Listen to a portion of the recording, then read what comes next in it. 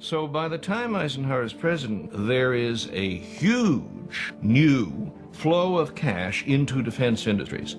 He was the first to acknowledge that a permanent military establishment would be required during this period, but that unless we could find some kind of breakthrough, that in fact it would end up creating a terrible cost. The cost of one modern heavy bomber is this: a modern brick school in more than 30 cities. It is 2 electric power plants, each serving a town of 60,000 population. It is 2 fine, fully equipped hospitals. We pay for a single fighter plane with 500,000 bushels of wheat. We pay for a single destroyer with new homes that could have housed more than 8,000 people. This is not a way of life at all, in any true sense. Under the cloud of threatening war, it is humanity hanging from a cross of iron. My father, as president, had strong guiding principles. He used to say, modern weapons take food from the hungry and shelter from the homeless. And so he was fighting with the Pentagon all the time for asking for too much and Congress for giving it to him. I don't think we should pay 1 cent for defense more than we have to. Well, Eisenhower saw us starting to build program after program that was just out of control. And his own ability to shape national security policy was being hemmed in by these forces he couldn't control, and he was the president.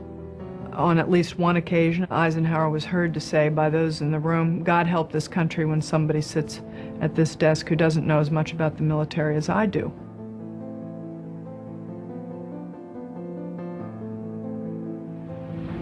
My fellow Americans, this evening I come to you with a message of leave-taking and farewell, and to share a few final thoughts with you, my countrymen. We have been compelled to create a permanent armaments industry of vast proportions. 3.5 million men and women are directly engaged in the defense establishment. The total influence, economic, political, even spiritual, is felt in every city, every state house, every office of the federal government. We recognize the imperative need for this development. Yet we must not fail to comprehend its grave implications. In the councils of government, we must guard against the acquisition of unwarranted influence, whether sought or unsought, by the military-industrial complex.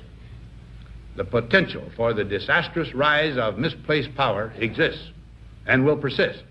You have to realize this is one of the great presidents, great military leaders.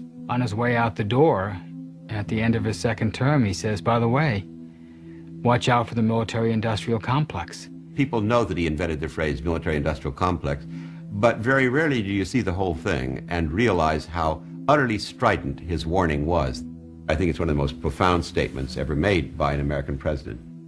We must never let the weight of this combination endanger our liberties or democratic processes.